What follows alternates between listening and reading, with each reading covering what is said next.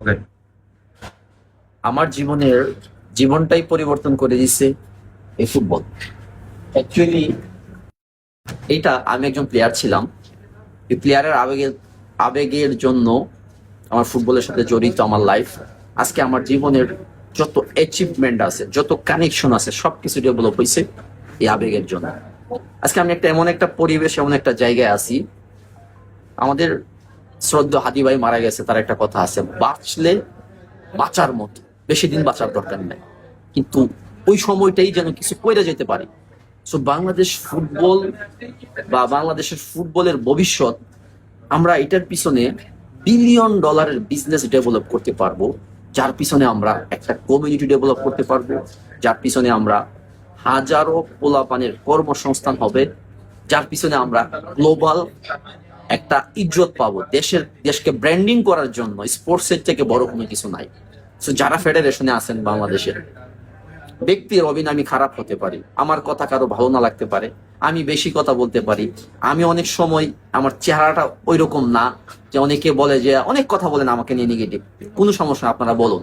But দিন শেষে আপনাদের জানা উচিত যে আমি রবিন, আমার কাছ থেকে বাংলাদেশের ফুটবল, বাংলাদেশের ফেডারেশন বা বাংলাদেশের দেশ হিসেবে আমার কাছ থেকে কি পাচ্ছে, সেটা হলো সবচেয়ে বড় কথা। আমি দেশকে কি দিতে পারতেছি।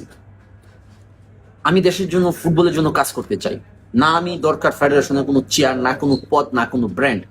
আমার পার্সোনালি কোনো ইন্টারেস্ট নাই, কোনো লোভ নাই, কোনো ধরনের কোনো বেনিফিট ফুটবল থেকে নিব সেটা না। আমি শুধুমাত্র ফুটবলে কাজ করতে চাই, বাংলাদেশকে বা বাংলাদেশের নেক্সট জেনারেশনকে সাহায্য করতে চাই, আমার সাহায্যের হাত বাড়াইতে চাই। ফিউচারে যেন তারা বলতে পারে যে আমাদের দেশে অনেকের মধ্যেই এই ছেলেটা ইম্পর্টেন্ট ছিল ফুটবলের জন্য, ভালো কিছু করে গেছে। আসলে মরার পর ওই নামটা লিখতাম চাই, যেটা মানুষ স্মরণ করবে সম্মান এবং ইজ্জত দিয়ে। জীবনে অল্প বয়সে অনেক ভুল করছি, ভালো করছি, বাট এখন এমন একটা জায়গার মধ্যে আয়সা দাঁড়াইছি, এখন সব সময় চাই চিন্তা সৎভাবে ভালো করে কিভাবে মানুষের বাংলাদেশের ফুটবলের জন্য কিছু করা যায়। তো আপনারা যারা আছেন না কেন বাংলাদেশ ফেডারেশন, আপনাদেরকে বলবো, ইগো, অতীত কি হয়েছিল, কি ঘটছিল, কারা কেমন ছিল, বাদ দিয়ে দেন। নতুন জেনারেশনের জন্য আমরা এমন একটা পাইপলাইন তৈরি করি, আগামী 2-4-5 বছরের মধ্যে যেন আমরা ফুটবলকে ইন্টারন্যাশনালি আমরা দেখতে চাই। ওয়ার্ল্ড কাপ খেলা স্ক্রিনের মধ্যে বাংলাদেশ খেলতেছে, এটাই আমার ভিশন বা হোল বাংলাদেশের ভিশন। আর ওইটার পিছনে তখনই সাকসেস হবে যখন পুরো federation member, government political member, বাংলাদেশের football supporter, football player, football agent, মিডিয়াতে যারা আছেন, অল ইন অল একটা ইকোসিস্টেমের মধ্যে আসবেন এবং সবার চিন্তা ভাবনা সৎ থাকতে হবে। যে যেই জায়গা থেকে আসেন না